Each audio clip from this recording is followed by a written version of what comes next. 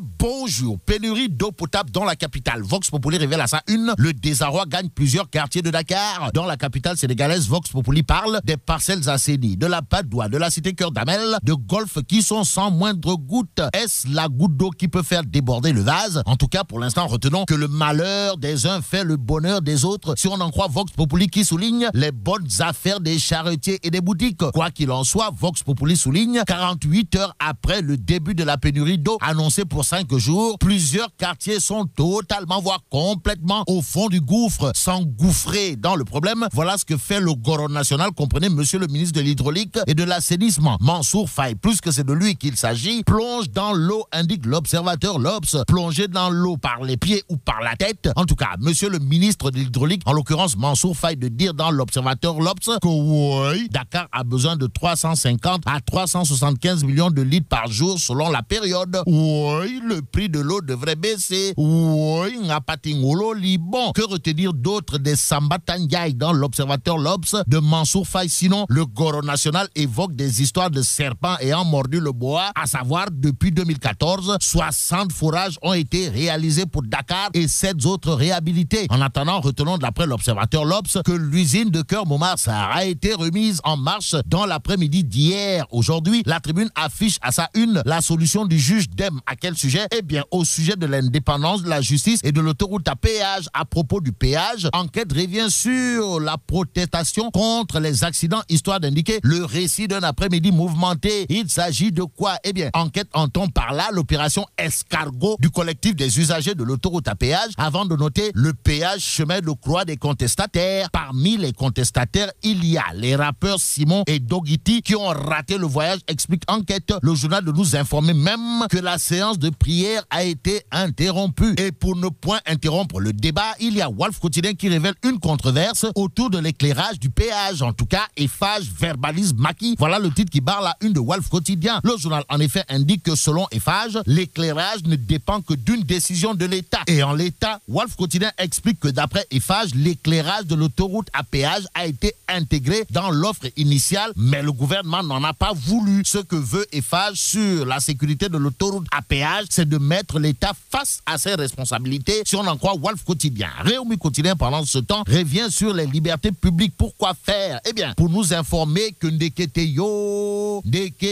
le Sénégal recule encore.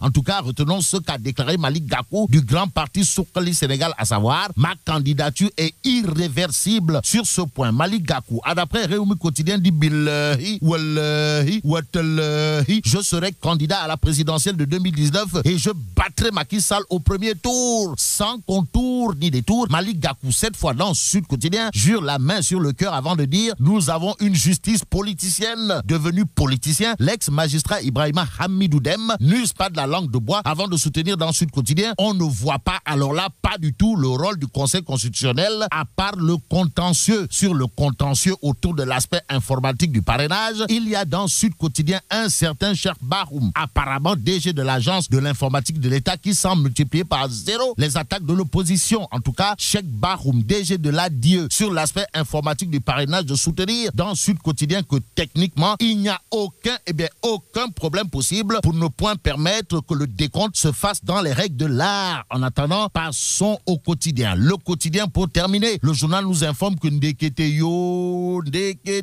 amne Loukheweti.